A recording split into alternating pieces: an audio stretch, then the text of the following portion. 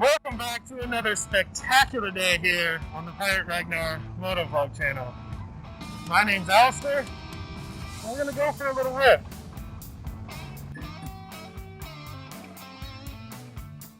So this is not an unfamiliar road on this channel. The only catch is I've been down further in the truck than I have on the motorcycle. It gets bad for a little bit, and then it gets a bit better. But I'm really curious if I can go further on the bike than we did in the truck. So I'm just going to give her a go today.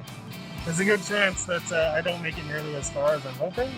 So I also want to kind of talk about a couple of, channel updates. My aim is absolutely to have a Wednesday video and a Sunday video every week.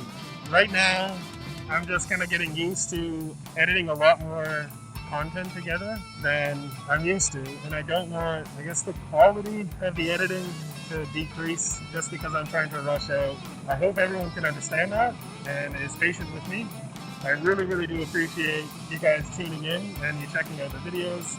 I've had a couple of videos lately that have done really well, and I'm really thankful for that. So when it comes to the Wrenching Wednesday videos, I do want to explore a couple of options, and I'm curious what you guys think. If you have any suggestions or you have feedback on what I'm about to kind of discuss, drop some notes down in the comments below so I can really start to pick apart what you guys are looking for on the channel as well. But the Vapor Blaster is pretty much done. Then the rest of it is really just a matter of me honing my technique, for which I have none whatsoever. The Vapor Blaster works. My guess is if I'm not getting quite the results that I'm looking for, it's because I never really even used the Sand Blaster. Like, I have, not well, and only to basically get paint off of really chunky farm equipment. Anyways, so I'm gonna hone my technique, and then we can start cleaning up the engine pieces and start reassembling some of those projects. So that leads to my next question, which is, which bike should I put together first? I can't do both at the same time, or I don't think it's smart, because there's only so much room, and I want to do things properly. I've always wanted to put the 750 together first. It's a special bike, and it's also the bike that I want to eventually move on as the Grand Touring bike when Chelsea and I go on trips together. Not because I haven't proven that Malls can manage it. There's a couple of different bits of camera gear that I would have liked to bring in addition to just the stuff that two riders need, and the slightly bigger bike will just compensate for a little bit of extra gear. So that's kind of been a big reason that I wanted to push for that build to be finished first. Then in the grand scheme of things, Malls is my favorite bike and the one that I'm most in love with. And right now I'm riding Franken Malls, and I really feel like I should put Malls back together the way I wanted her together. And the result of that would be, yes, there's some things that need to be fixed on this engine, but it can absolutely be dropped into the other frame, and we can get that one going as well. It's almost like doing the 450 gives me two projects. Malls, which is not going to stay stock, and then the kind of resto mod. I want to improve some things on the original setup of the 450, but I want the other frame to go back to looking as authentic as possible with the necessary improvements, because it's 2020. So that's what I'm debating. Do I do the 450 or do I do the 750? But if everyone really wants to see the 750 rebuild first, then I will absolutely cave to peer pressure, and we can see that build come together. Just let me know in the comments below. I have two ideas that I want to play around with, kind of mini-series ideas for both Sunday and Wednesday. So there's a few maintenance things that are coming up on the 450. Some stuff that's a pain in the ass, and other stuff that sounds like a pain in the ass. Something to the effect of, jobs that sound tough that are actually pretty easy. And saying that out loud, that sounds like an incredibly descriptive and very boring title. So if you have any ideas, drop them in the comments below. But I would like to do a series on that. Some of the examples that I can come up with are the forks, which I'm almost positive that the cleaning of the fork seals that I did earlier this year aren't going to cut it. I do think that these forks have suffered some damage when they were really low on oil, and they probably need to be pulled apart. One of the other ones would be clutch. So I'm positive the clutch is going on this bike, but I'm really not sure if it's the clutch springs or the tension setting, basically, or if it's the plates themselves. I feel like I've replaced the plates on this bike recently enough that it shouldn't be that, but I'm getting a lot of clutch slippage. So it's something that I want to look into. And it's a really overwhelming idea for some reason for a lot of people. But I have to say it's really not that difficult. Clutches, it's going to be different on every bike, of course, but clutches are pretty simple. And I even want to show you guys like the bonus to not doing a full oil change when you do your clutch. Doing your clutch a little before you know you're going to need an oil change, because when you do replace your clutch, if you have to replace those clutch plates, then after you break the clutch in, you absolutely want to change your oil again. And it's a shame to do your clutch the standard way, which is your bike sitting upright, and drain all the oil out, put all new oil in, and then 500 kilometers later have to do an oil change again. It's a little, it adds $40 or something to the cost of the project, because you have to do that oil change a second time. Just something I'd like to explore. The other series I want to look at, I thought of, and the only issue we may run into is the lack of dual sport tires on malls here. So I do need to try and find a set of dual sports that will fit these rims, which I know is going to be quite difficult. I've looked and looked and looked and I cannot find any. So maybe I'll drop the specs to these rims in the description below. And if anyone has any leads, any brands or anything that I can look into, I'm really picky about making sure that the front and back wheels are at least designed to work together. So preferably from the same brand and on the same line, but it is something I would really like to do. So yeah, if you guys can help me look for them, check the description below. The series that I want to explore for Sunday is basically just kind of like I want to use Curviger because I've told you guys that I love that app a lot, and I want to show you guys just how awesome it is for finding great roads.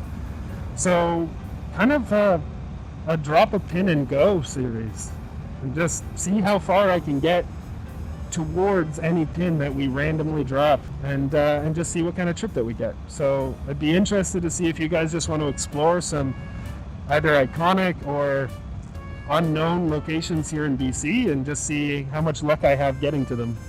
So here's where the road gets to be a bit of a treat. I know it's pretty bad right here. It's actually quite bad right here. Actually, it's not that bad right here, but it gets worse. It's just right now it's difficult for me to see because the guy kicked up so much dust in front of me. But that's okay. We're gonna persevere. Let's see how far we can get, shall we? So we're gonna go through a little bit more of this road, and then we're gonna hang a left. And I'm just really curious what we find, basically. So one last thing I'd really love to just chat with you guys about before we dig into the road ahead and find out how far I can get. Recently, a couple of videos ago actually, and I've been meaning to make a point of it, is we broke 100 subs. And I am so thankful. It did not take nearly as long as I anticipated it would. On Jay and my former channel, Men with Kilts Films, we never broke 100 subs. We tried for a long time, and sometimes your content gets out there and people find it, and other times it doesn't. And I am so thankful that you guys are finding this content and that you're enjoying it. And 100 subs is just the start. Thank you guys so much for tuning in and your suggestions. One of the greatest parts that I've had in the last couple of weeks is actually connecting with a couple of you. A couple of viewers have reached out with other suggestions, they've messaged me, reached out in different ways. I'm really thankful. Not only have some of the videos that I've done that have done the best been viewer suggestions, but I've also received quite a lot of encouragement. Those of you who've reached out to me, you know who you are, and I genuinely appreciate it. I don't want to call anyone out just because I haven't talked to anyone and asked if that's okay. And stay tuned. We're only going to have more and more fantastic content on this channel. So we've got a little over 5 kilometers before will be past where I've been on this road in a vehicle. And see, this little Volkswagen is doing it no problem here, so I shouldn't really be too concerned, right?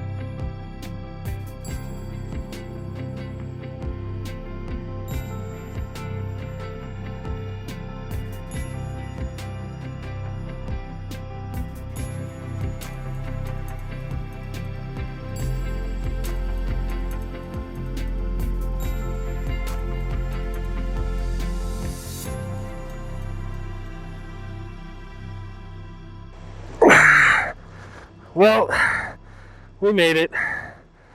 Miles and I made it to the place we pinned on the map anyway. So that's pretty cool. And it's phenomenal down here. Look at that. Oh, spectacular. So now we gotta go back. But as I said before, I'm so incredibly thankful to each and every one of you who has both viewed and subscribed. If you haven't subscribed already and you don't want to miss the content on this channel, be sure to smash that bell icon down there. And as always, guys, ride safe and ride fun. And Miles and I will see you on the next video.